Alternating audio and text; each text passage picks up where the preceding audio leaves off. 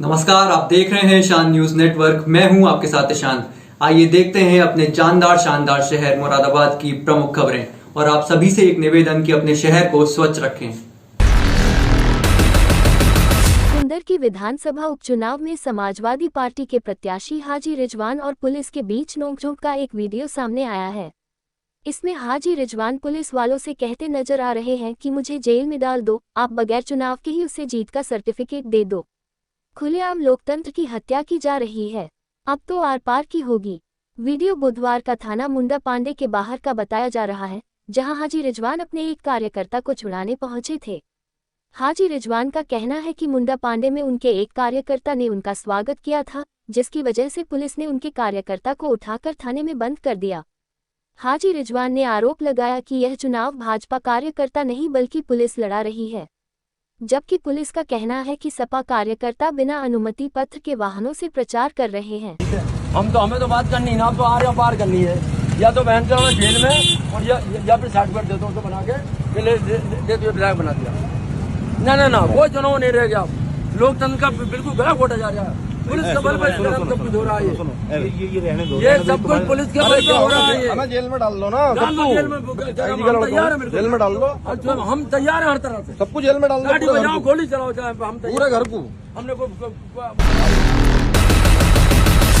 मुरादाबाद की सपा सांसद रुचि वीरा जमीन कब्जाने के मामले में जेल गए कार्यकर्ता अब्दुल गनी के सपोर्ट में आई हैं।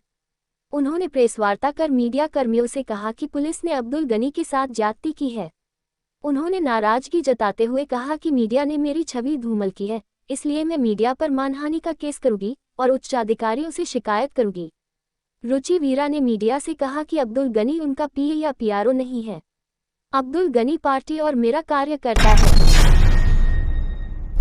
गुरुवार को महानगर के खुशहालपुर स्थित एक बैंक्वेट हॉल में चैरिटेबल ट्रस्ट आओ हाथ बढ़ाएं एक पहल मदद की ओर से आयोजित सामूहिक विवाह एवं सम्मान समारोह में हिमाचल प्रदेश के राज्यपाल शिव प्रताप शुक्ला ने कहा कि अब बेटियां हर क्षेत्र में आगे बढ़ रही हैं।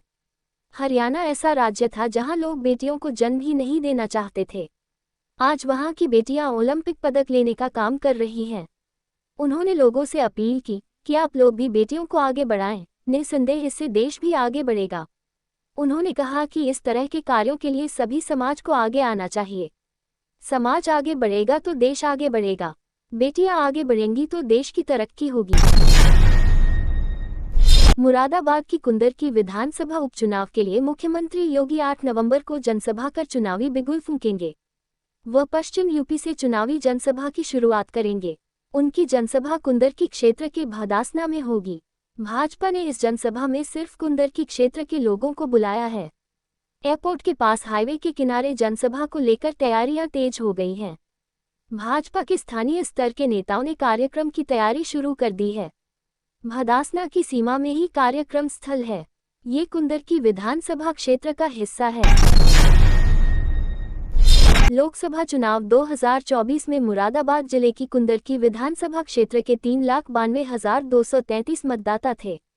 वर्तमान में कुंदर की उपचुनाव में 8,745 मतदाता घट गए हैं। इस समय यहां वोटरों की कुल संख्या 3,83,488 हो गई है। हालांकि 2022 के विधानसभा चुनाव की बात करें तो उस चुनाव में 3,80,475 मतदाता थे। इस प्रकार 2022 के विधानसभा चुनाव की तुलना में मतदाताओं की संख्या 3,013 तक बढ़ी है। गाजियाबाद प्रकरण को लेकर गुरुवार को भी मुरादाबाद में अधिवक्ता हड़ताल पर रहे। उन्होंने ऐलान किया है कि शुक्रवार को भी न्यायिक कार्य नहीं किया जाएगा। लगातार 5वें दिन भी हड़ताल जारी रहने से गुरुवार को वादकारियों को मायूसी लौटना पड़ा। बता दें कि अधिवक्ताओं की यह हड़ताल घटना के बाद से ही चल रही है। अधिवक्ता आरोपी पुलिसकर्मियों के खिलाफ कार्रवाई की मांग कर रहे हैं। दीपावली के बाद मुरादाबाद मंडल की अधिकतर चीनी मिलों ने गन्ने की खरीद शुरू कर दी है। मुरादाबाद मंडल के विभिन्न जनपदों में कुल 23 चीनी मिलें हैं। इनमें से 12 से अधिक चीनी मिलें गन्ने की पेराई भी करने लगी हैं। संभल की मझावली चीनी मिल ने किसानों का गन्ना खरीदकर पेराई शुरू करने के बाद 31 अक्टूबर तक का 1,65,00,000 रुपये का भुगतान भी कर दिया है। उपगन्ना आयुक्त हरपाल सिंह ने बताया कि गुरुवार तक मंडल में 12 से अधिक चीनी मिलें संचालित हो गई हैं। किसानों को किसी भी प्रकार की परेशानी नहीं होगी। इसके लिए सभी व्यवस्थाएं ठीक कराई जा रही है। गुरुवार को मुरादाबाद पुलिस द्वारा बैंक चेकिंग अभियान चलाकर बैंक, एटीएम तथा बैंकों के आसपास संदिग्ध व्यक्ति, वाहनों की चेकिंग की गई तथा बैंकों में लगे सुरक्षा व्यवस्था संबंधित उपकरणों को चेक कर शाखा प्रबंधक एवं बैंक सुरक्षा ड्यूटी पर लगे सुरक्षा कर्मियों को आवश्यक दिशा निर्देश दिए गए।